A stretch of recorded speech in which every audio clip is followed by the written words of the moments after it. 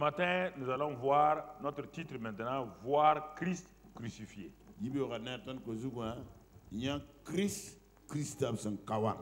Le Christ crucifié. Celui qui est mort à la croix, là, c'est celui que nous allons voir.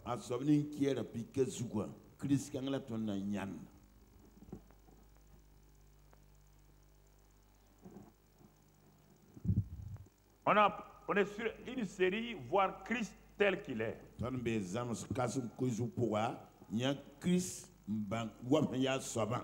Mais la première révélation que nous devons voir, c'est le Christ qui a été crucifié et le voir avec les regards, la révélation de Dieu lui-même.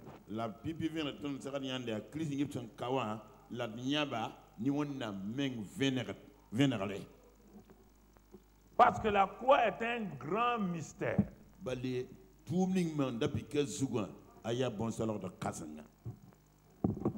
Comment un instrument qui était utilisé pour tuer les criminels peut devenir un instrument de salut. C'est voilà le mystère de la croix.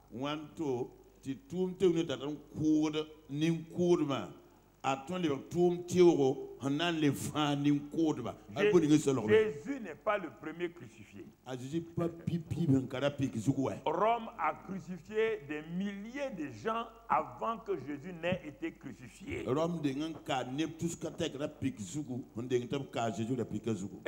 jour de la crucifixion de Jésus, il y avait déjà 2 voleurs crucifiés avec lui.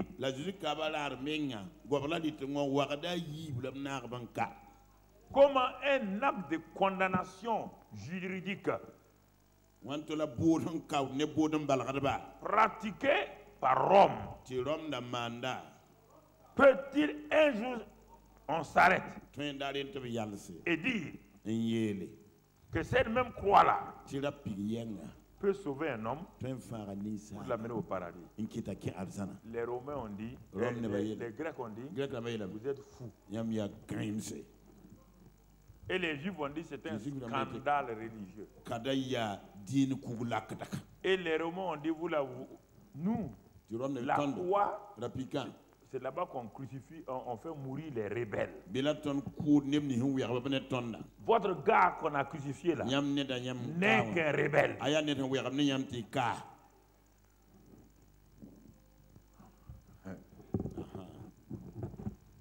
C'est pourquoi regardons à Golgotha. Regardons à Golgotha. Tu vois, il est dit que là où il a été crucifié là, Golgotha là c'est un carrefour. Carrefour du monde. Pour que tout le monde puisse voir ça. Et que chacun, Dieu voit la pensée de chacun, de tous les passants, sur ce qu'ils croient sur la croix là. Et surtout que Pilate a fait mettre, voici celui-ci est le roi des Juifs. Il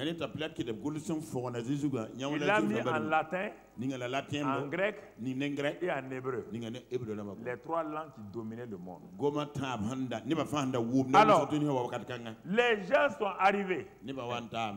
Les Grecs ont dit, c'est la folie. Peut-être si le roi, peut-être il est roi des fous. Les Hébreux ont dit c'est un scandale. Un trompeur comme ça. Il dit roi des Juifs. Les Romains disent c'est un rebelle. Ouais, non, il n'est pas mieux que les 2 voleurs là. C'est un acte juridique. On l'a condamné.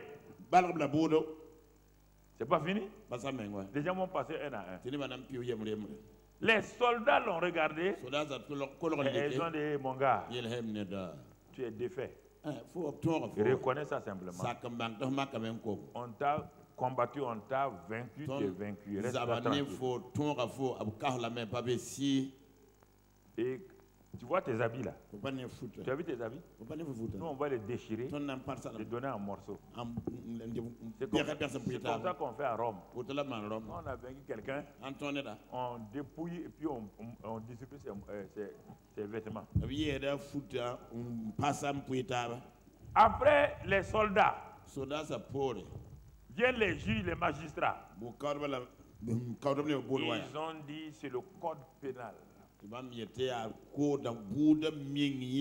avons appliqué le code pénal. Tout malfaiteur. Article tant du code pénal. Il a été jugé, frappé et exécuté. Donc, c'est pas vrai. Ce qu'on dit là, c'est pas vrai. Chacun regarde à quoi chacun. Je te parle à toi ce matin. Tu es dans quel groupe? Les religieux sont passés. Les sacrificateurs sont passés. Les hommes d'affaires sont passés. Personne. Arrive un grand groupe qu'on appelle le groupe des femmes. Oh, elles maintenant, c'est des cris. Surtout que maman Marie est là. Elle se jette à ses pieds. Son fils est mort. Un bon fils comme ça. Comme vous le connaissez. Il roule la terre.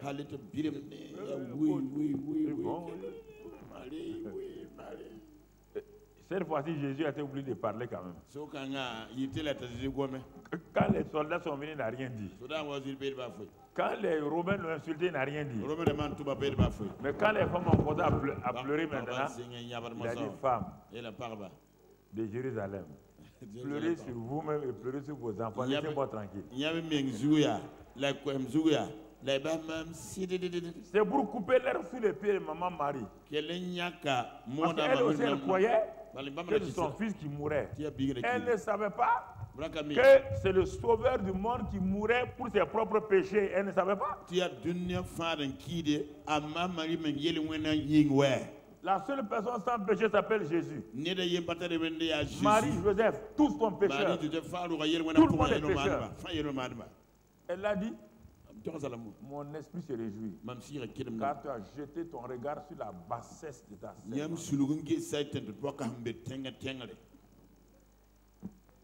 N'enlevez pas de la boue de Marie et des paroles et ne mettez pas dans sa bouche ce qu'elle n'a pas dit.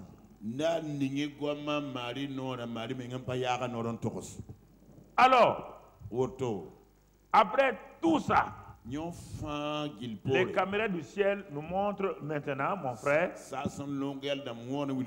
deux groupes de gens qui restent.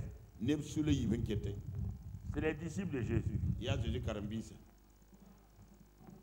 On les cherche, on ne les trouve pas.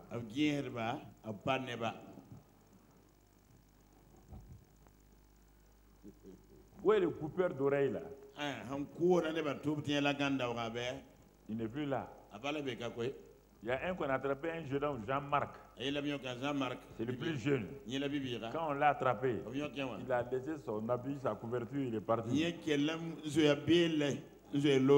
y a un seul qui a osé s'arrêter, il s'appelle Jean. Pour eux tous, c'était l'humiliation de leur chef.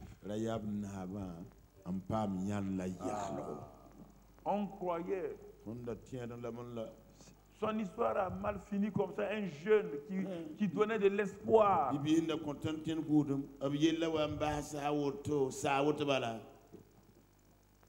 Et les caméras maintenant viennent et montrent les trois croix. Vous voyez? Tout est éliminé. On fait ça par élimination. On arrive maintenant aux trois éléments. Et les deux voleurs ont commencé à mal parler. Ils ont dit, mais si tu es le Christ, sauve-toi et sauve-nous en même temps, mon gars. C'est l'occasion de nous sauver en te sauvant toi-même. Au fur et à mesure qu'ils parlent, Il y a un des voleurs qui écoute attentivement les quelques paroles que Jésus a pu dire.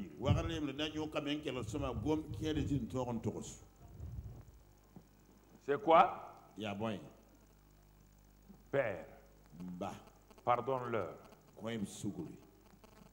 Car ce qu'ils font, ils ne savent même pas ce qu'ils font. Et il a dit, tout est accompli. Avant de rendre l'âme, le voleur de droit dit non. Il parle à son ami, d'autres amis, pas son ami, l'autre crucifié.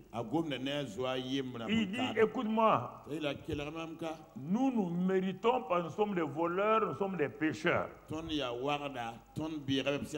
mort est normale.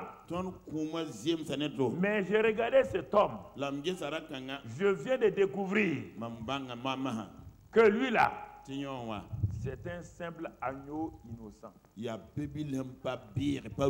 Regardez la confession puissante. Et il dit, il se tourne vers Jésus maintenant. Il dit, souviens-toi de moi quand tu reviendras dans ton règne. Le monde entier, personne n'a reconnu. Et il a eu comme un réflexe, comme le voile est ôté de ses yeux. Il reconnaît que celui-ci-là est le roi des rois, c'est le sauveur. Et s'il meurt même, il va ressusciter, il va revenir. Personne ne lui a enseigné ça. La révélation est là. Jésus dit, je te dis aujourd'hui même. Il n'a pas dit qu'aujourd'hui il sera au paradis avec Jésus. Hein. Non. Jésus n'est pas partout le même jour. Non. La phrase en français, comme on aime beaucoup les virgules, dans le grec, il dit, je te dis aujourd'hui que tu seras avec moi dans le paradis. Il n'a pas dit aujourd'hui même tu seras au paradis.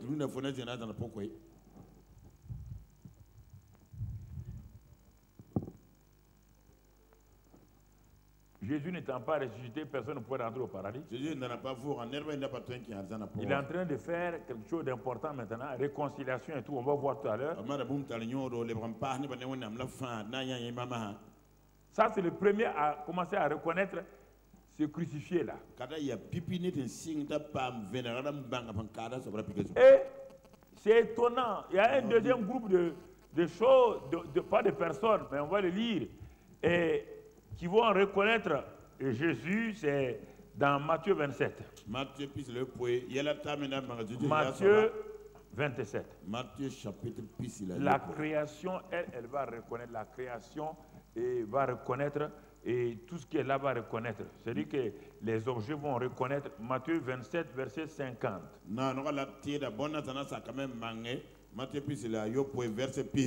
Il est dit, Jésus poussa de nouveau un grand cri et rendit l'esprit, pas l'âme, rendit l'esprit au Père.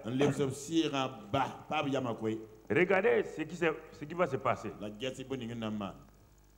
Il dit, et voici le voile du temple se déchirant en deux,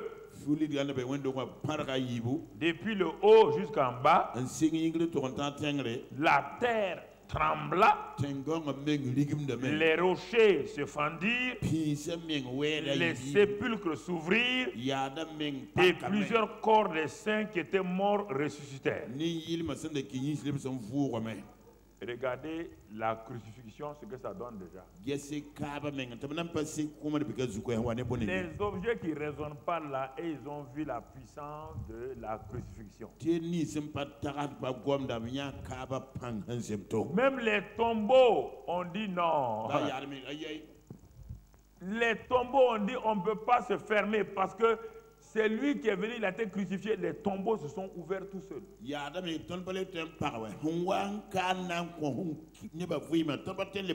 La terre dit, le Rédempteur est venu, la terre a tremblé, les rochers se fendirent. Et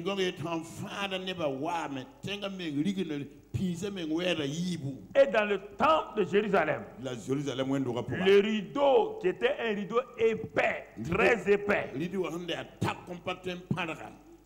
s'est déchiré d'en haut vers le bas,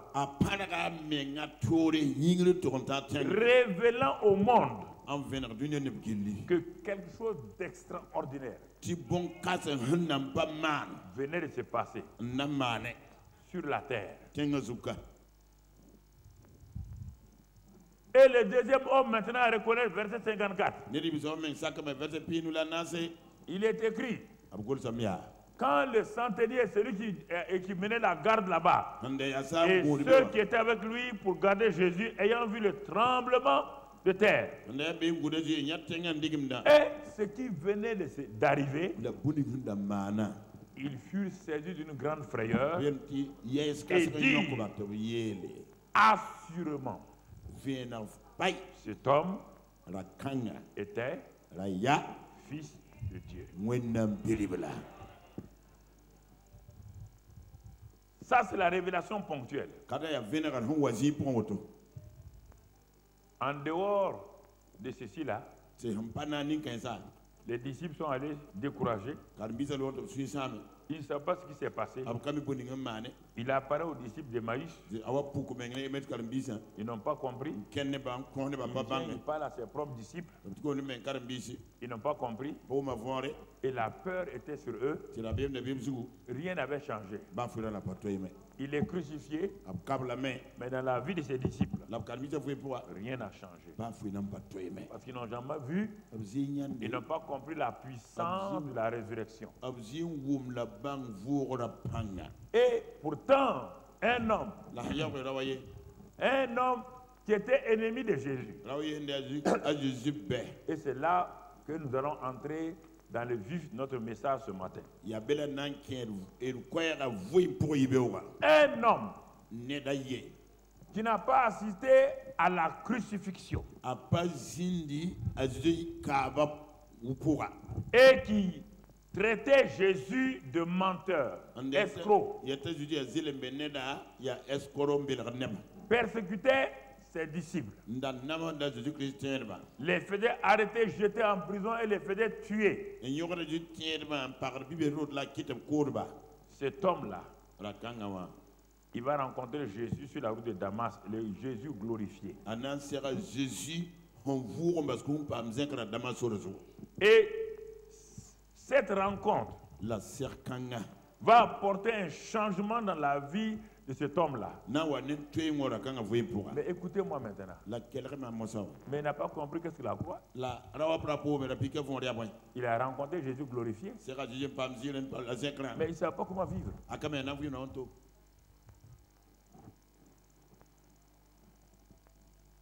Ce qui lui est arrivé, c'était un événement miraculeux, surnaturel. Il ne peut pas l'expliquer à quelqu'un. Parce qu'il sait bien que c'est quelque chose d'exceptionnel. Tout le monde peut être sauvé de la même manière que Saul de Tarse. Si c'est Jésus-là m'a sauvé de cette manière, mais les millions d'hommes qui sont là, qui ne peuvent pas rencontrer Jésus de cette manière, alors, qu'est-ce que je peux faire pour leur dire que le Jésus qui est crucifié là, c'est réel? Mais je ne peux pas l'expliquer. Je veux dire aux gens, je partais à Damas. Et comme je partais à Damas, je l'ai rencontré sur la route. J'ai été sauvé. Mais ce témoin ne peut pas sauver quelqu'un. Votre témoin ne peut pas sauver quelqu'un. Même si vous avez fait une expérience extraordinaire. Il faut qu'il y ait la compréhension de ça.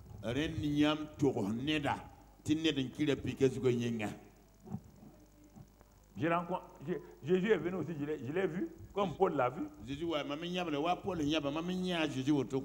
ne peux pas dire à quelqu'un que bon, Jésus doit venir chez toi avant que non.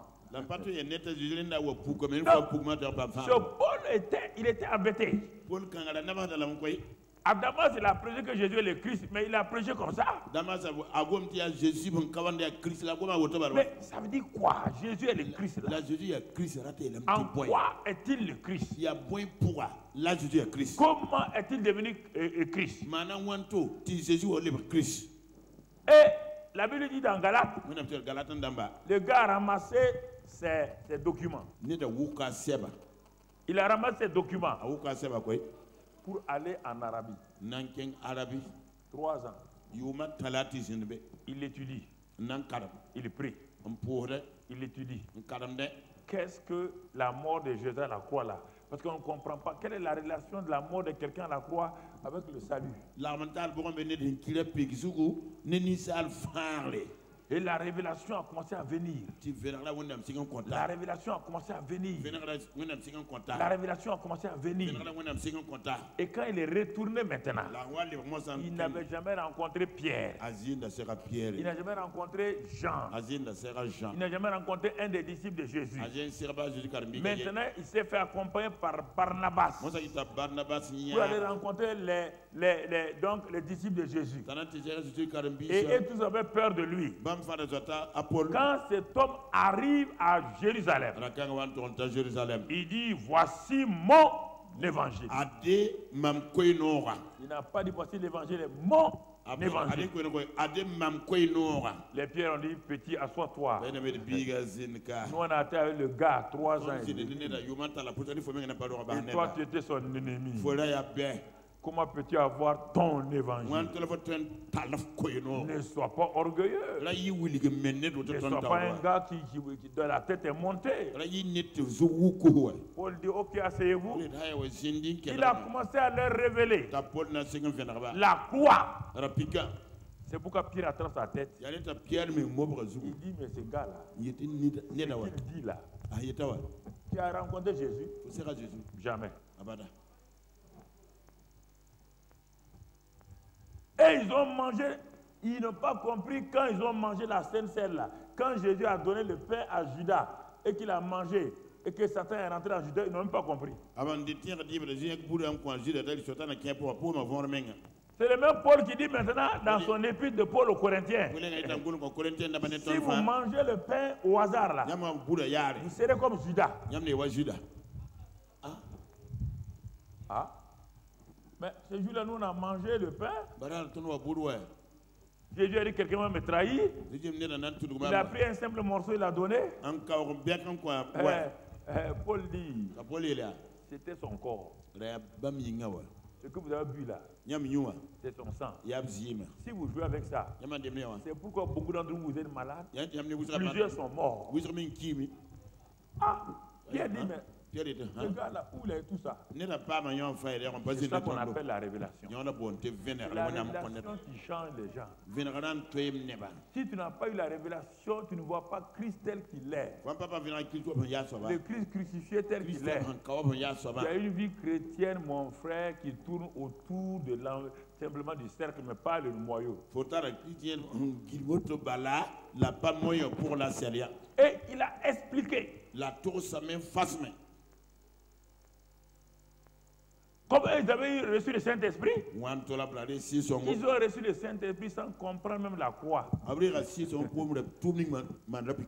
Et ils faisaient des miracles. Mais regardez Pierre, sa vie était encore dans la défaite. Hypocrite, des hypocrisies. Pourquoi? Il ne comprenait pas que son vieil homme est mort. Il n'y a personne qui a compris que le vieil homme est mort. Personne. Ils se basaient seulement sur l'onction. Mais leur vie personnelle là, ils ne comprenaient pas.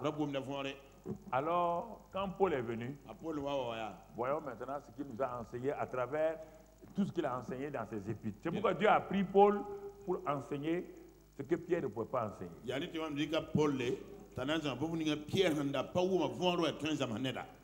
Dieu, toujours, à quelqu'un pour enseigner, donner des révélations. Il y a beaucoup de prédicateurs. Paul dit que lui il est le moindre des apôtres. Mais c'est le moins des apôtres là qui donne la plus grande révélation. Donc, il peut y avoir dans un pays, dans une nation, sur la terre, beaucoup de prédicateurs, des apôtres, des prophètes, mais il ne peut pas donner. Paul était un homme appelé pour révéler ce que les autres apôtres ne pouvaient pas connaître. C'est comme ça que Dieu fait. Il n'y a rien dans ça. C'est pourquoi il a eu le plus de problèmes. Il était le plus mal compris. Il était le plus qui avait plus d'épreuves. Il était celui qui était combattu le plus. Et les gens l'insultaient le plus. Parce que Satan voulait le décourager pour qu'il ne continue pas à donner la révélation au peuple. Le peuple suivait les pierres, c'est vrai. L'homme de pierre guérissait les gens. Mais vous voyez, quand ils sont arrivés à Antioche et qu'ils mangeaient avec les païens, quand Jacques, l'apôtre de Jérusalem, a envoyé des gens, dès que Pierre a entendu, il a commencé à faire massacrer. Paul lui dit, mais quelle est cette vie que tu mènes là?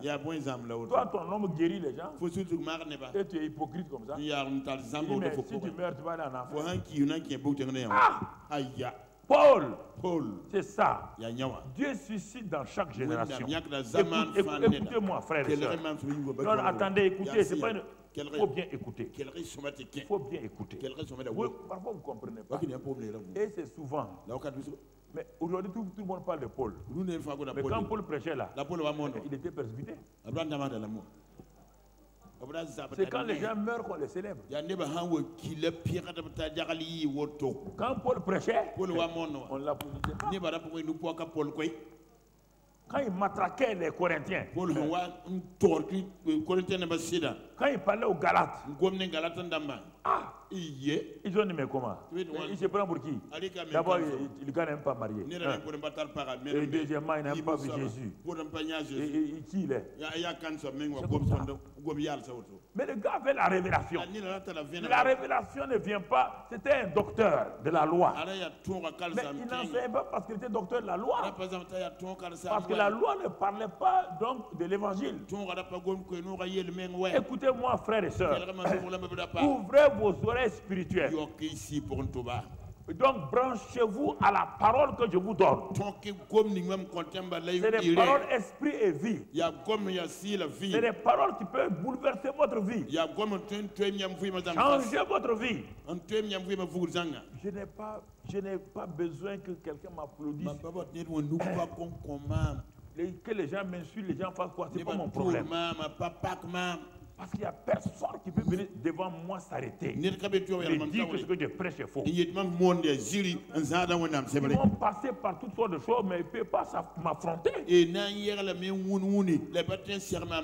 vont m'affronter comment? Moi, je n'ai que la Bible. Je n'ai pas autre chose. Je n'ai que la Bible. J'ai le Saint-Esprit. C'est fini. Les deux éléments. Mon frère, ma soeur. Regardons ce que Paul dit. Alors Paul dit une chose, et ce matin encore je méditais. Moi qui voulais, après avoir prêché le séminaire, et puis je voulais dormir qu'à 6h, 7h. Après avoir fini la réunion à la maison du peuple hier, je me réveille à 3h. Pourquoi tu me réveilles à 3h? Il dit bon, ce que tu dois prêcher là, parle en langue et puis commence à voir. Le sommeil est parti. Donc j'ai intérêt à parler en langue. Il me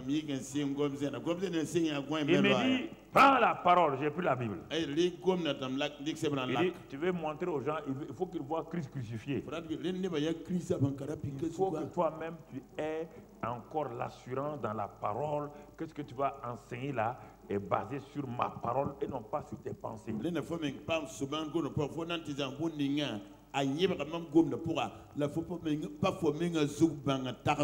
1 Corinthiens 1,14. 1 Corinthiens 1,14.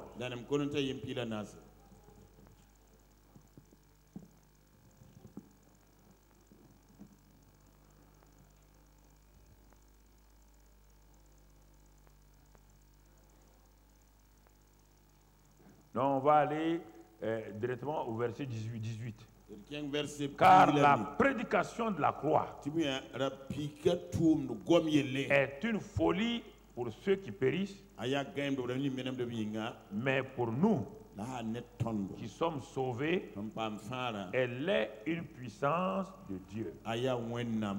Alors, le Seigneur m'a dit ce matin, arrête-toi là. Qu'est-ce que j'ai dit? Vous parlez de la croix, vous parlez de la croix comme ça là. Vous croyez que... Non. Qu'est-ce que j'ai dit? Pierre ne savait pas ça. Jean n'a pas dit ça. Jacques n'a pas dit ça.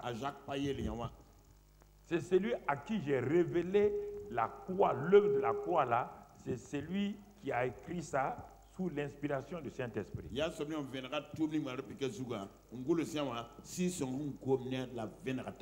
dit la prédication de la croix. Prêcher la croix.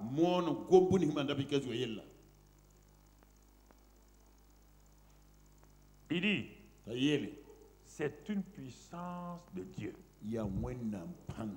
J'ai pris mes feutres rouge, vert, j'ai tout de suite souligné. J'ai souligné. Il dit, relis encore. La prédication de la croix. Quand on parle de la croix, elle est une puissance de Dieu.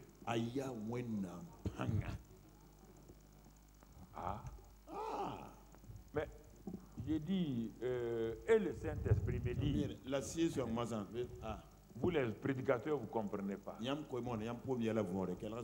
Qu'est-ce que mon fils t'a dit? Que quand le Saint-Esprit viendra,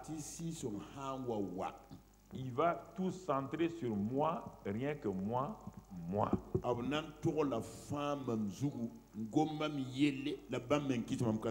Toute la puissance du Saint-Esprit sera soumise à Christ Jésus. Ce qu'il a fait. Mais si ce qu'il a fait, tu ne le dis pas. Le Saint-Esprit puissant retire sa puissance, il s'arrête, il te regarde.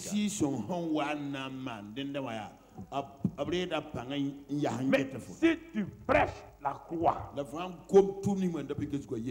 gens qui sont là peuvent, peut-être ils peuvent attendre qu'il y ait des choses. Ils disent non, arrêtez vos manières de faire là, ça ne sert à rien. J'ai dit que la prédication de la croix, c'est une puissance de Dieu.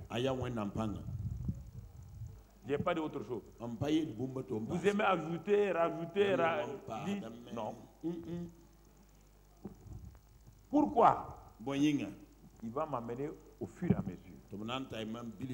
De 3h jusqu'à 5h. Quand j'ai fini, il me dit couche-toi. Dès que je suis couché, j'ai dormi. Écoute-moi. Verset, il dit continue. Tu connais tout ça là. Mais vous les hommes de Dieu, vous êtes habitués à ma parole et quand vous êtes trop habitués, elle n'est plus au sérieux. C'est pas sérieux. Vous ne la prenez pas au sérieux. Il dit, va voir le verset 23, c'est ça. Verset 23. Mon frère, je ne t'ai pas donné le verset 19, je t'ai donné, mais ce que je t'ai dit seulement. Nous prêchons Christ crucifié. Scandale pour les Juifs et folie pour les païens, c'est-à-dire les Grecs. Les païens, mais la puissance de Dieu et sagesse de Dieu pour ceux qui sont appelés tant juifs que grecs. Prédication de la croix. Le sang s'est révélé Christ crucifié. Il dit, si vous parlez de Christ crucifié, c'est puissance de Dieu et sagesse de Dieu.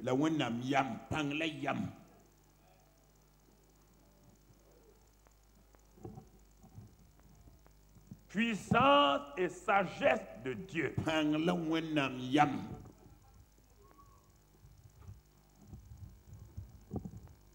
Puissance, écoutez-moi, ne vous laissez pas tromper, ne vous laissez pas, frère. Ce que je vous dis là, je vous montre le chemin le plus court pour vouloir ce que vous voulez là. Si vous voulez passer par le chemin long du jeûne de la prière, vous êtes libre.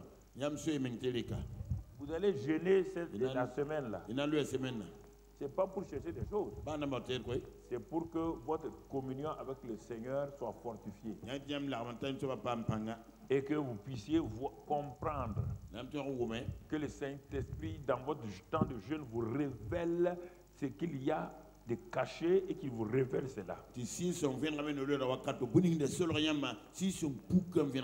Mais ne croyez pas que parce que vous allez jeûner, Dieu est content, il va vous donner des choses.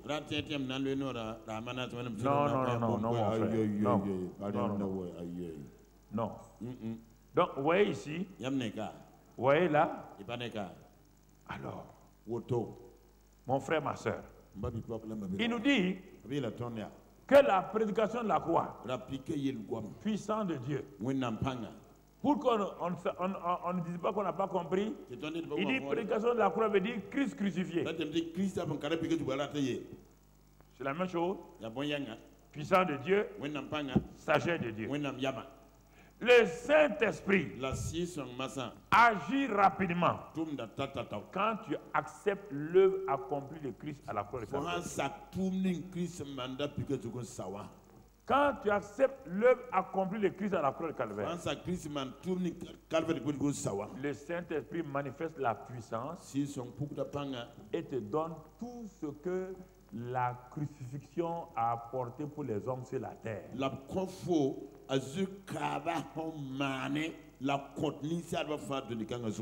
Alors, frères et sœurs, il est important que toi et moi, comme le Seigneur nous parle, que nous puissions écouter attentivement. Paul a prié et il a eu la révélation. Premier élément de la révélation. Le Saint-Esprit dit à Paul, regarde, quand je dis que la croix est puissante, la regarde ce qu'elle a fait. Première révélation de la puissance de la croix ou de Christ crucifié. Qu'est-ce que ça fait? Première révélation.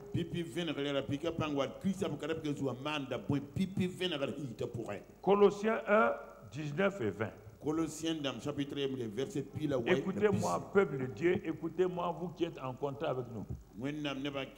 Car Dieu a voulu que toute plénitude habitât en Christ, en lui. Il a voulu, Dieu, notre Père, a voulu par Christ réconcilier tout avec lui-même Dieu. Mais quel Christ? La Christ pas celui qui marchait sur la terre. Quel Christ? Regardons tout ce qui est sur la terre et que ce qui est dans les cieux, en faisant la paix par lui, par le sang de sa croix. La croix, Christ crucifié, première révélation de puissance. Le ciel, on dit les cieux même, et la terre, qui ne pouvaient pas se réconcilier à cause de la trahison d'Adam. Les gens ont tout fait pour réconcilier le ciel et la terre. Les Enoch, les Noé, les Abraham, les Moïse, tous ont échoué lamentablement. Les Élie et les Élisée, les David, tous ces grands hommes de Dieu ont échoué lamentablement. Il n'y avait pas de possibilité de réconciliation entre le ciel et la terre par aucun de ces hommes-là. Les gens de la terre étaient désespérés. Chaque génération venait, passait, Ils étaient désespérés. Donc, le ciel et la terre ne seront plus jamais réconciliés. Alors, comment ferons-nous? Voici qu'un homme traité d'escroc, de scandale, frère, tant que vous ne verrez pas la croix, tant il ne faut pas faire de brebis sur moi. Tant que vous n'allez pas comprendre, je ne parle pas de ce morceau de bois. Tant que vous n'allez pas voir Christ crucifié selon les termes de Dieu. Vous verrez tout le temps le ciel en colère. C'est pourquoi vous dites que Dieu frappe les gens, que Dieu fait ceci aux gens. Parce que vous croyez que Dieu est en colère. La colère de Dieu a frappé une seule personne. Toute la colère de Dieu a frappé une seule personne. Ça s'appelle qui?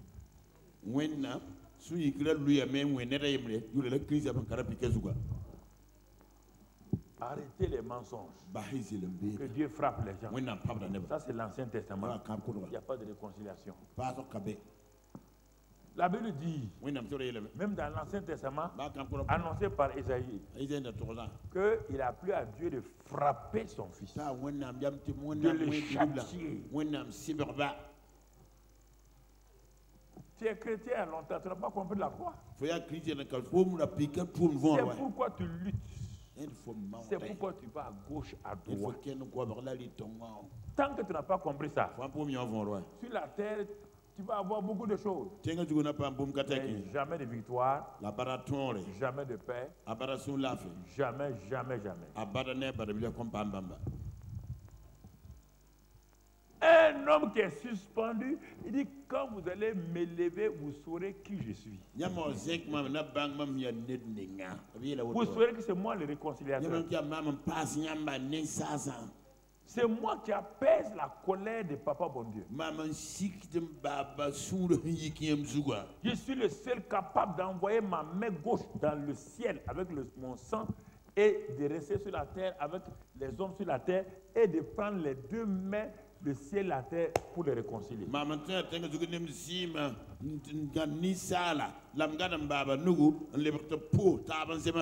Alors écoutez-moi. Si ça c'est pas une puissance, c'est quoi? De telle manière que Papa bon Dieu n'a plus le droit de se fâcher contre moi. C'est interdit. Son fils l'a fait. Il faut arrêter de dire que Papa Dieu vous frappe. Ce sont vos péchés qui vous rattrapent. Pas Dieu.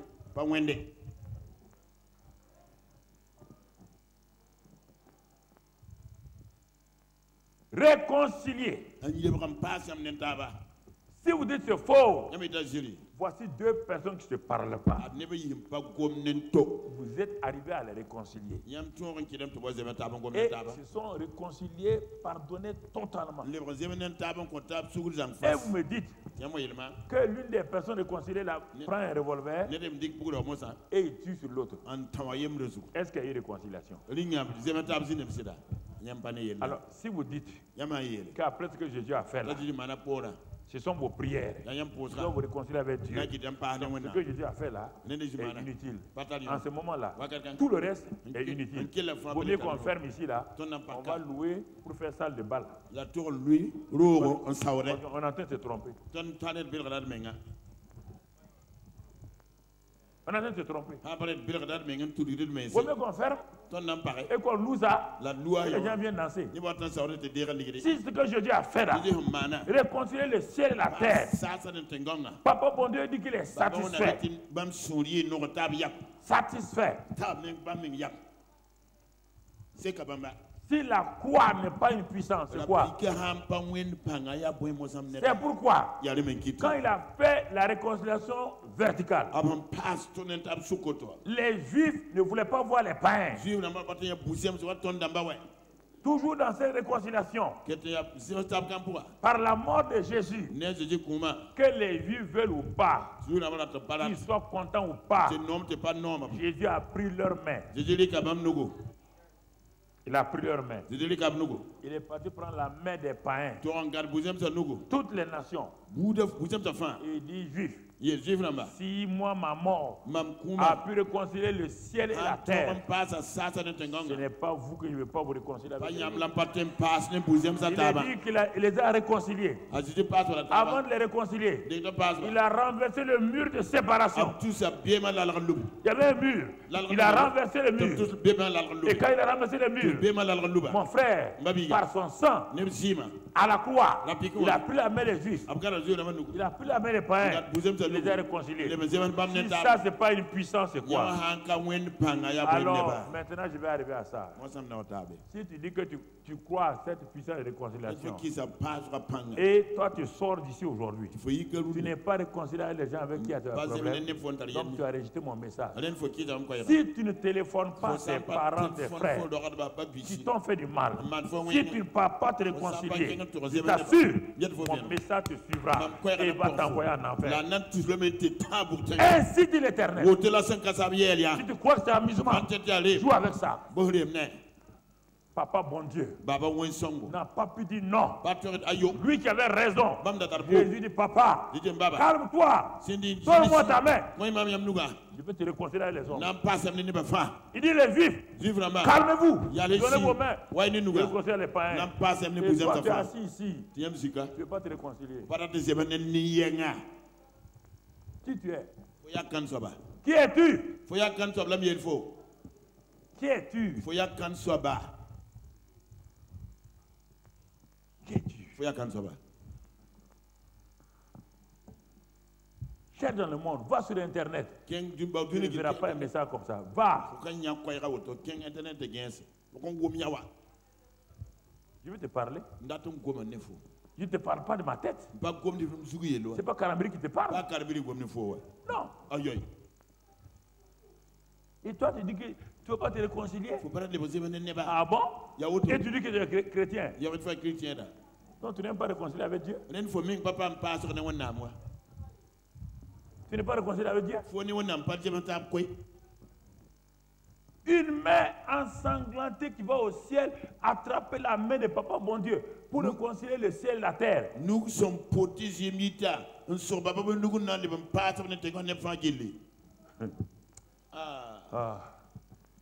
Est-ce que vous comprenez? Est-ce que vous avez compris l'évangile? C'est une puissance de Dieu.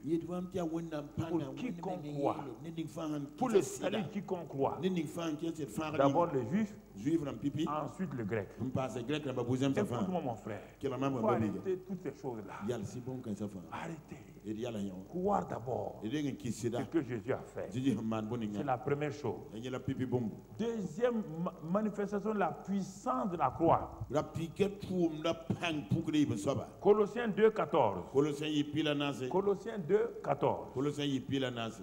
Il est dit, quand il était à la croix, il a effacé l'acte dont les ordonnances nous condamnaient et qui suscitaient contre nous. Et il l'a détruit en le clouant à la... Il a pris la loi de Moïse dont les ordonnances condamnaient les autres. La loi de Moïse était terrible, un maître terrible. C'était terrible que ça envoyait Moïse hors de Canaan. Les générations qui étaient sous la loi ployaient, personne ne pouvait. Et Paul nous révèle qu'est-ce que vraiment la loi. Il dit dans Romains 7, il dit malheur, le bien. Il dit mais la loi là, on ne peut rien faire. Misérable que je suis.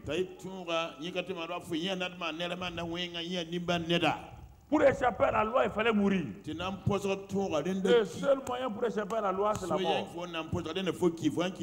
Personne ne peut la contrôler. Elle est partout. Elle est dans la vie des gens, dans la relation des gens. Personne ne pouvait obéir. Mais tout le monde était fâché. Mais personne n'ose dire. La loi ne t'aide pas. Elle te dit d'obéir sans t'aider. dit tu ne mentiras pas. Mais elle ne change pas ton cœur pour ne pas mentir. Et quand tu mens, tu as un problème. Elle dit tu ne voleras pas. Mais elle ne t'aide pas pour ne pas voler. Elle ne rentre pas dans ton cœur. La loi était terrible. Terrible. Ah! À la croix du Calvaire. Puisqu'il est le seul à avoir obéi à la loi. Il dit à la loi. J'ai été le seul à obéir. Est-ce que tu as quelque chose à me reprocher? La loi dit non. Il dit bon, je mets fin. Je vais te crucifier là. Pourquoi? Ça c'est la loi. Ça c'est la croix. Quand on va arriver à la résurrection, tu verras ce qu'il va faire à la loi maintenant. Mais je te dis ça d'avant parce que comme tu es déjà légaliste, tu vas commencer à dire que Papa Karambel a dit que la loi n'existe plus. Non. La loi a été crucifiée sous la forme légaliste là, à la croix. Il a détruit là-bas. Quand il est ressuscité maintenant par le Saint-Esprit et que nous avons eu un nouveau cœur, il a écrit la loi là-haut maintenant. Dans nos cœurs. Voilà. Tu es un peu calme maintenant. Tu connais légaliste. Donc tu veux dire que les 10 commandements, non. Même si tu crois aux 10 commandements, est-ce que tu as déjà obéi aux 10 commandements? Il y a un seul ici qui a déjà obéi à un seul commandement. Chaque jour. Qui lève la main. Donc, pour que vous vous attachiez à quelque chose, vous ne pouvez pas faire. On vient vous aider, vous voulez faire le malin. Oh ouais, la loi là. Toi, tu n'aimes pas ton prochain. Déjà, tu es à côté de la loi. On dit tu vas aimer Dieu et aimer ton prochain comme toi-même. Déjà même, est-ce que tu aimes ta femme comme toi-même? Est-ce que tu aimes ton mari comme toi-même?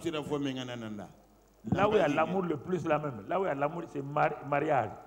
Est-ce que ça là? Est-ce que tu aimes ta femme comme toi-même? Est-ce que tu aimes ton mari comme toi-même? Si l'expression même du mariage, de l'amour là c'est mariage, là tu ne peux pas l'appliquer. Comment tu vas aimer quelqu'un que tu connais pas?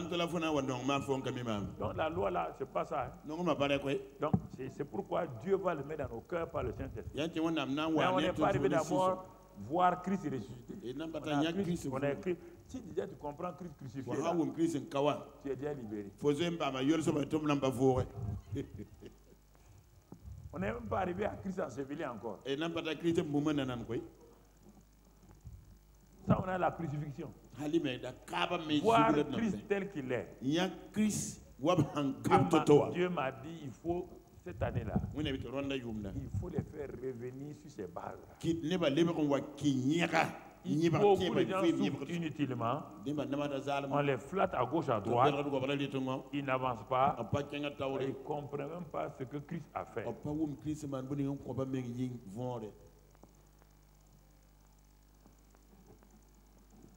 Donc tu vois, mon frère. Donc, maintenant, troisième expression de la puissance de la loi. De la croix. C'est les péchés et les péchés. Le péché et les péchés. Est-ce que la croix a à voir avec ça? Oui. Les yeux de Paul s'ouvrent.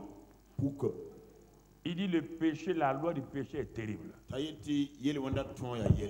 La loi du péché elle est terrible et elle est dans mes membres, je la vois partout, elle est là, elle me maltraite. Le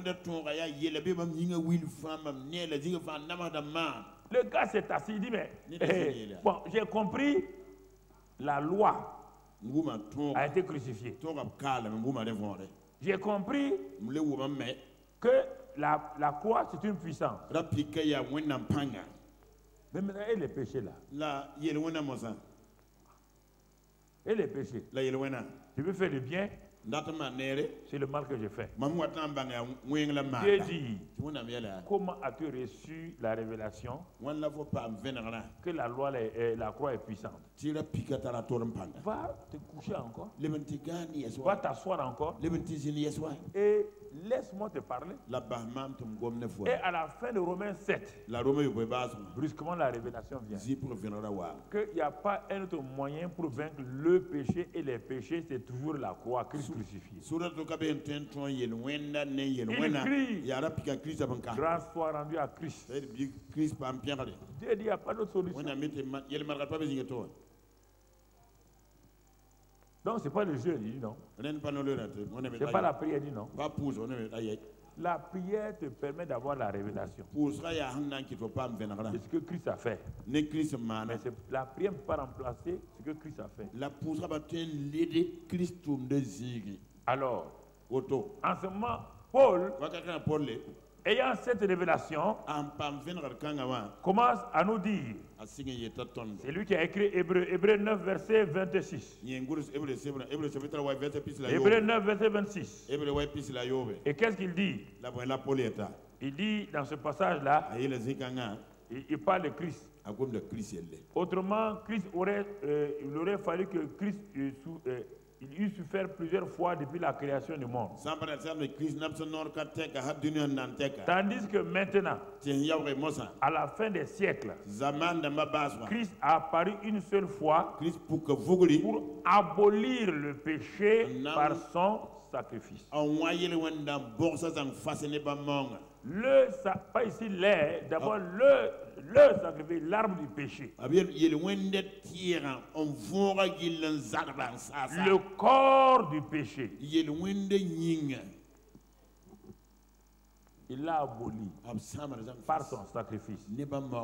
Comment? Allons dans Romains 6, 6.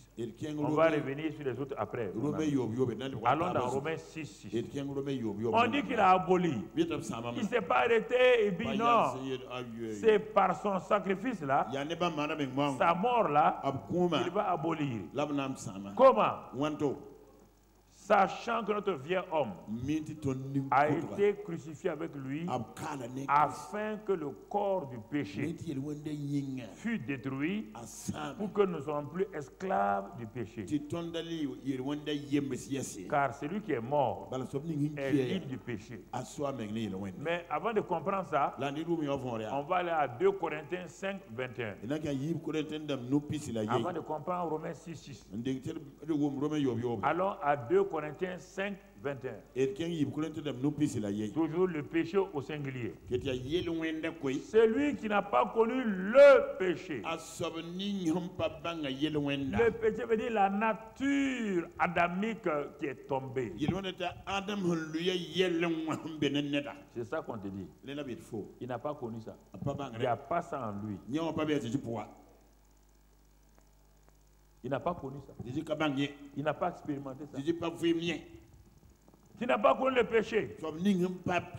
Dieu l'a fait devenir péché pour nous. Afin que nous devenions en lui justice de Dieu. Troisième élément de la croix. Quand il a été crucifié, Dieu a fait de Jésus péché. C'est pourquoi on le compare au serpent de Moïse. Parce que le serpent, c'est la nature même du péché, c'est ça. Les gens sont choqués pour ça. C'est Dieu qui a fait, c'est pas toi. Gardez tes pensées traditionnel là. Et papa bondit son acte souverain qui a fait de son fils. Il dit, Jésus l'a dit, comme Moïse a élevé son serpent, papa bondit aussi à son serpent. Quand Dieu a dit à Moïse d'élever le serpent, tu crois que Moïse a obéi automatiquement? Le serpent, c'est le symbole de qui? Hein? La nature de qui? Péché. Moi, il dit à Dieu, comment des gens qui sont en train de mourir peuvent regarder la mort? Dieu dit, c'est ça que vous ne comprenez pas. Comment quelqu'un qui est devenu péché, la nature même, tu peux regarder ça, avoir la révélation et avoir la vie. C'est ça le mystère de la croix. Les gens religieux ne comprennent pas ça. Hein? Le Jésus saint là, saint c'est la nature de Dieu. Péché c'est la nature de l'ennemi. Il est passé de saint à péché. Et c'est ce qui donne maintenant à Romains 6:6 la puissance. Quand il est devenu péché, toi, tu as une nature de péché. Lui, il n'a pas de nature de péché. Mais comme la croix est une substitution, il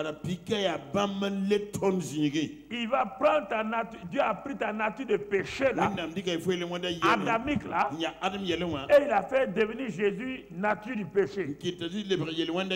Pour que toi, tu reçoives par la croix cette nature de sainteté. Mais pour que cette nature de sainteté vienne, il faut que tu passes par l'ensevelissement. Et quand la résurrection vient, alors automatiquement, c'est toi qui t'élèves en Jésus-Christ, sanctifié totalement. Ce n'est pas une promesse, c'est un fait. Mais combien d'entre vous, vous l'acceptez, vous le pratiquez? Ça fait... Je vous pose la question. Si vous ne croyez pas, prenez un seul péché de votre vie, luttez avec ça par le jeûne et la prière. La mort va venir vous trouver même 50 ans plus tard. Vous n'avez pas vaincu ça. Oui ou non? Ok. Bon, tu as combien de péchés? Tu commets combien de péchés par jour? Tu connais?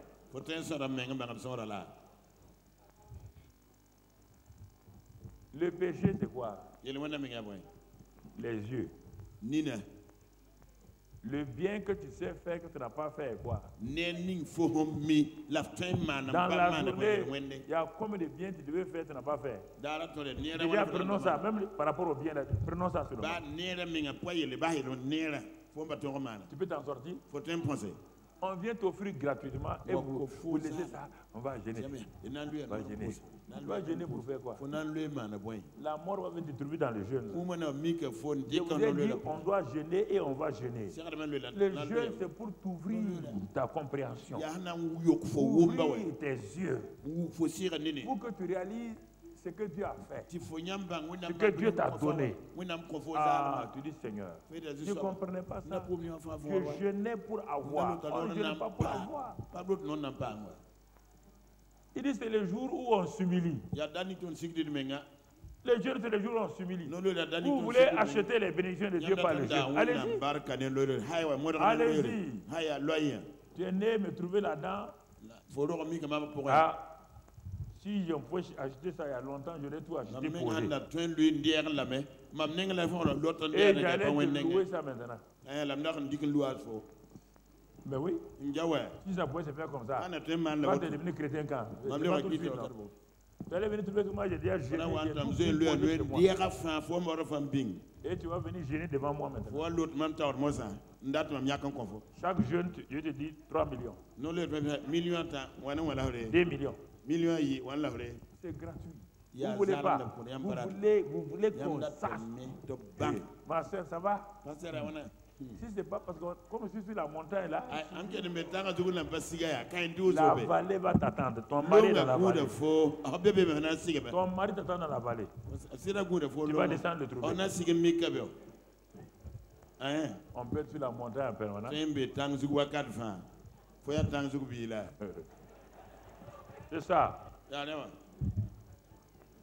C'est vous aimez des choses.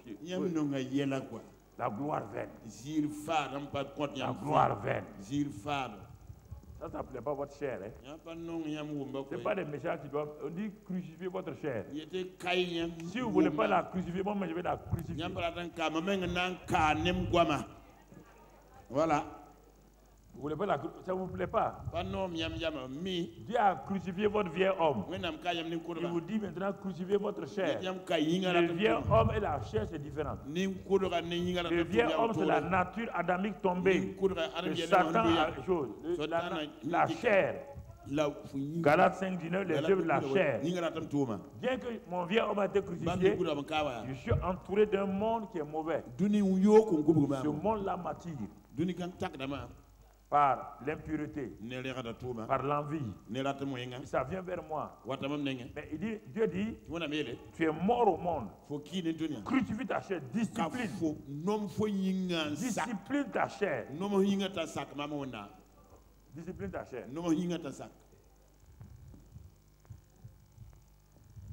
Les gâteaux que tu aimes manger là. Faut arrêter. Et regardez, on dit à quelqu'un, mais ça là, c'est pas bon pour ta santé. Mais il est déçu, il dit,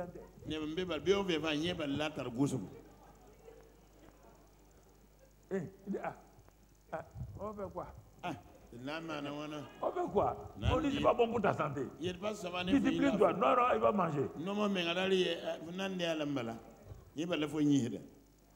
Quant aux hommes, ils se cachent. Quand la femme sort, ils se cachent et puis on dit qu'il ne faut pas manger trop de chocolat. Quand la femme sort un peu, il met en place. Il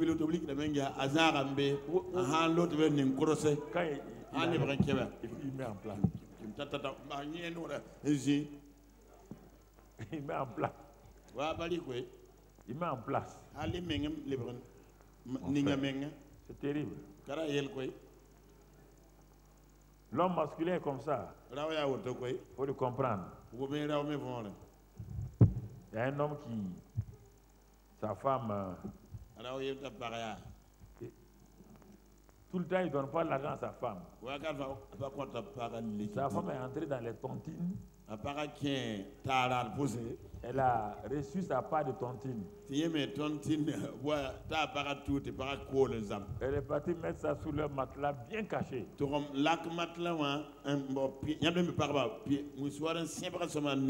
L'homme là a des antennes pour chercher l'argent.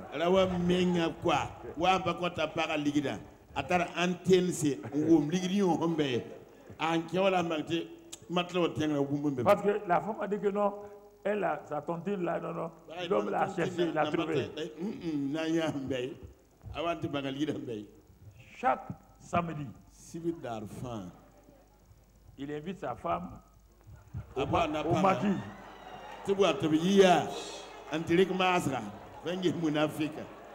Il invite sa femme au maquis. Là, c'est une histoire vraie.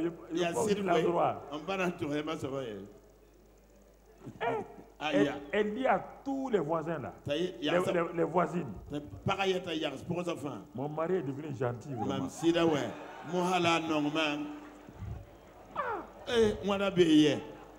Chaque samedi, c'est poisson.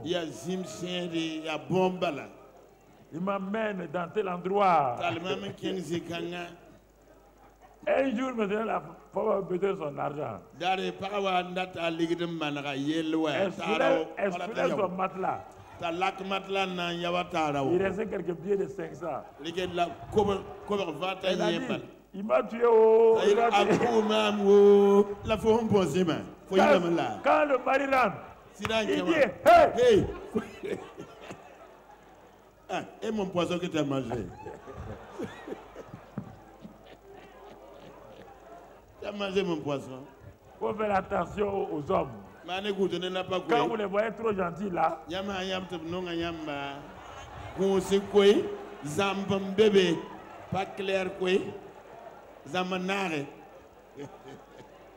c'est pas pur, hein?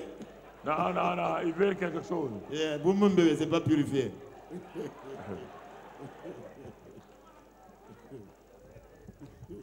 Il a pris tous nos péchés. Et il a détruit le péché. Ça, c'est la croix. La mort maintenant. La mort spirituelle. 2 Timothée 1,10. 2 Timothée 1,10.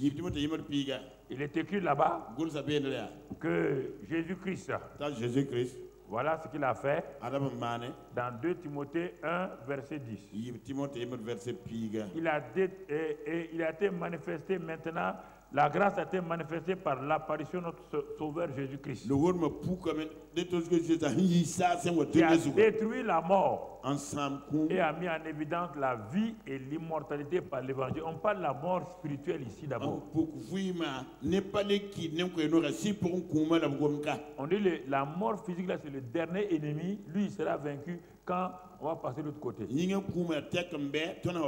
a détruit la mort spirituelle qui était sur l'humanité et il a mis en évidence la vie éternelle et l'immortalité par l'évangile. Et c'est pourquoi dans 1 Corinthiens 15, 55, 1 Corinthiens 15, 55, là-bas on nous dit autre élément. 1 Corinthiens 15, 55. Ô mort, où est ta victoire? Ô mort, où est ton aiguillon? Donc tu vois, ô mort, où est ta victoire? Ô mort, où est ton aiguillon? On parle de la mort spirituelle. Mon frère, ma soeur. Donc il a vaincu. Il dit à cause de ça, ceux qui tremblaient devant la mort là, ils ne doivent plus trembler devant la mort spirituelle. Et enfin, Satan lui-même. Hébreux 2, 14. Hébreux 2, 14. Hébreux 2, 14. Qu'est-ce qu'il est écrit là-bas? Il faut connaître ces passages-là très bien. Ainsi donc, puisque les enfants participent au sang et à la chair, Jésus y a également participé lui-même, afin que par la mort, sa mort à la croix, il anéantit celui qui a la puissance de la mort, c'est-à-dire le diable. Il a anéanti par sa mort. On n'a pas dit il a tué parce que un esprit ne meurt pas. Hein? C'est pourquoi il l'a anéanti. Anéanti veut dire quoi? Colossiens 2,15. Tu comprends anéanti la Colossiens 2,15. Il a dépouillé les dominations, les autorités et les a livrées publiquement en spectacle, en triomphant d'elles par la croix. En triomphant d'elles par la croix. Et c'est pourquoi Romains 16, verset 20, il a dit maintenant, à cause de tout cela, il met Satan sous vos pieds. Alors mon frère, ma soeur, le Dieu de paix écrasera bientôt Satan sous vos pieds. Écoute-moi maintenant. Alors, Pierre qui n'a pas compris tout cela, quand il a écouté Paul, il dit mais nous sommes là à des révélations que nous n'avons pas. Et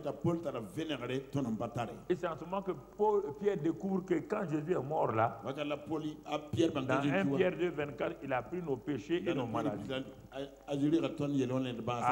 C'est quand Paul a commencé à prêcher que Pierre s'est rendu compte que Paul avait raison. Qu'effectivement, Christ a porté lui-même nos péchés en son corps sur le bois, afin que mort au péché, afin que nous vivions pour la justice. Lui, par les meurtrissures duquel vous avez été guéris. En ce moment-là, frères et sœurs, ce qu'il te faut aujourd'hui, c'est la prière d'Éphésiens 1 pour terminer. Éphésiens 1, 16. C'est cette prière-là que j'ai fait pendant des années. Je ne sais de rendre grâce pour vous. Et je dis, je ne sais de rendre grâce pour moi, Seigneur. En me tenant devant toi dans ce temps de prière. Verset 17. Oui, la suite. afin que toi, le Dieu de mon Seigneur Jésus-Christ, toi, le Père de gloire, tu me donnes un esprit de sagesse et de révélation dans ta connaissance. Donne-moi un esprit de révélation et de sagesse dans ta connaissance. Et illumine les yeux de mon cœur pour que je sache quelle est l'espérance qui s'attache à ton appel. Quelle est la richesse de la gloire de ton héritage que tu réserves aux saints. Et pour faire quoi? Et quelle est envers moi qui crois l'infinie grandeur de ta puissance. Je veux connaître l'infinie grandeur de ta puissance, se manifestant avec efficacité par la vertu de ta force. Et je continue. Quand il fait cela, tu as déployé cette puissance-là en Christ, en le ressuscitant d'entre les morts et en le faisant asseoir, Seigneur, à ta droite dans les lieux célestes. Pour faire quoi? Au-dessus de toute domination, de toute autorité, de toute puissance, de toute dignité et de tout nom qui se peut nommer, non seulement dans le siècle présent, mais dans le siècle à venir. Et tu as tout mis sous ses pieds et tu l'as donné pour chef suprême à l'église, qui est son corps, la plénitude de celui qui remplit tout en tout. C'est ma prière. Je l'adapte à moi-même. Et ensuite, Colossiens 1, verset 9. Tu vois, Colossiens 1, 9. C'est ça les prières maintenant que je vous laisse. Dans cette période de jeûne et prière, quand vous allez appliquer ça, il dit c'est pour cela, Seigneur, depuis le jour où j'ai été informé de la croix, que la croix sauve, la croix est puissante, je ne cesse de te rendre, de te prier et de te demander afin que sois rempli de la connaissance de ta volonté en toute sagesse et intelligence spirituelle, que je puisse marcher d'une manière digne de toi, qui te soit entièrement agréable et que ma vie porte des fruits en toutes sortes de bonnes œuvres et croissant par la connaissance de Dieu, fortifié à tous égards par ta puissance glorieuse, en sorte que je sois toujours et avec joie persévérant et patient. C'est ma deuxième prière que je fais régulièrement. Et ma troisième prière est dans Éphésiens 3. Il faut les appliquer toi-même. Éphésiens 3.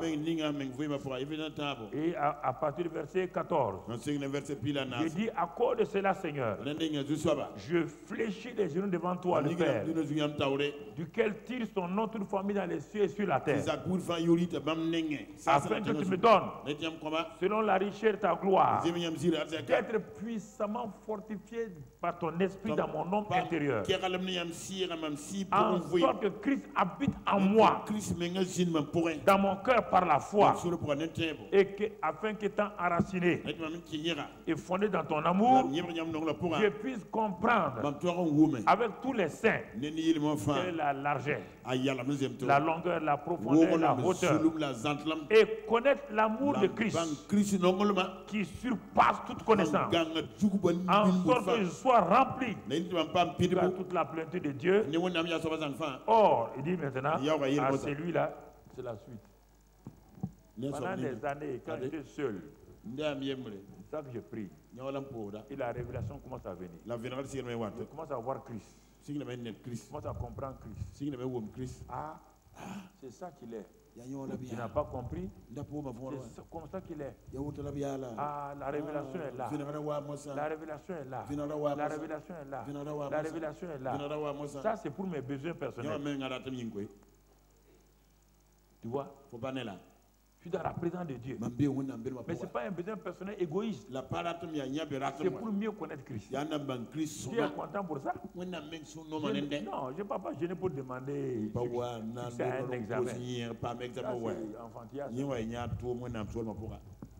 Tu fais un concours, ça c'est enfantillage. Comment Dieu, le Père, va me laisser, si moi je fais des choses qui lui plaisent, va me laisser échouer? Pourquoi? Il va me laisser échouer pourquoi? Il ne va pas me donner du pain. Jésus a dit, mais quel est le Père méchant qui va donner un caillou à son enfant si tu manges du pain? Dès le moment où je sais ça, pourquoi je vais aller gêner? Pour avoir du pain, pour avoir des vêtements. Il te dit, vous n'avez pas confiance en lui. Vous ne comprenez pas l'évangile. Vous priez, quand vous priez, vous demandez des choses qu'un bon père donne à ses enfants. Sans prière. En ce temps, vous l'accusez?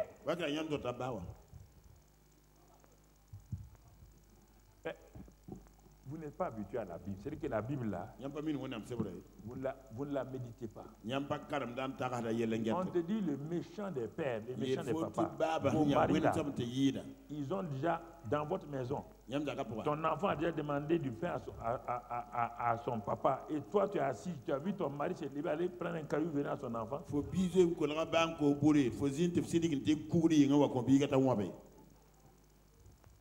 Si vous connaissez le caractère de Dieu, mais pour connaître le caractère de Dieu, il faut d'abord savoir ce qu'il a fait. C'est par là que tu connais qu'il est amour.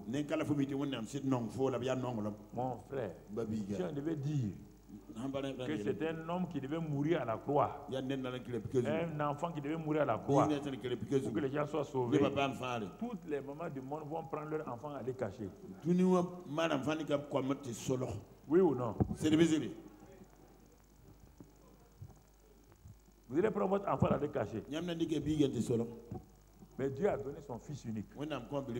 C'est ça son secret. La puissance. Dieu a mis toute la puissance.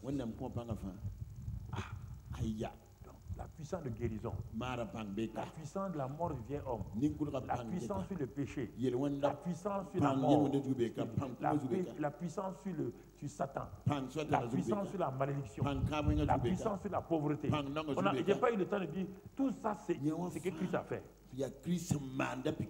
Tout est ici. Baisse ta tête et tu vas rendre grâce à Dieu. Baisse ta tête, tu vas rendre grâce à Dieu. Baisse ta tête. Ah, dis à Dieu. Parle-lui ce matin. Tu dis, papa, vraiment c'est dommage que je n'ai pas saisi ça dès le commencement. Sinon, je ne serais pas là encore en train de traîner. Rends grâce à Dieu. Remercie le Père. Remercie le Père. Tu ne serais pas en train de tourner pour chercher à gauche, à droite. Mais il n'est jamais trop tard. Il n'est jamais trop tard. Il n'est jamais trop tard. Il n'est jamais trop tard. Alors parle au Seigneur ce matin. Moi aussi, je vais découvrir. Je vais avoir la révélation de la puissance de la croix. Je veux connaître, voir Christ crucifié. Illumine les yeux de mon cœur pour que je vois la réalité de Christ crucifié. Je veux voir la croix telle que tu vois, Seigneur. Oh, je vais entrer dans la révélation spirituelle de la croix. Ce que tu as fait, Père. Je prendrai du temps pour cela. Je méditerai ta parole jusqu'à ce que la révélation me soit accordée. Oh Père, merci pour ce temps de prière et de jeûne que nous commençons. Car à travers ce temps-là, je puis développer ma connaissance de Christ crucifié. Papa, merci encore. Merci pour ton amour. Merci pour ta fidélité. Merci pour ta grâce. Merci de cette puissance que j'ai à ma disposition, mais que j'ai ignorée, que j'ai méprisée en cherchant la puissance des hommes. Mais aujourd'hui, j'ai besoin, j'ai vu ta propre puissance. Merci Père. Merci Père. Dans le nom de Jésus. Amen. Amen. Amen. Amen. Restez sur ça. Voilà.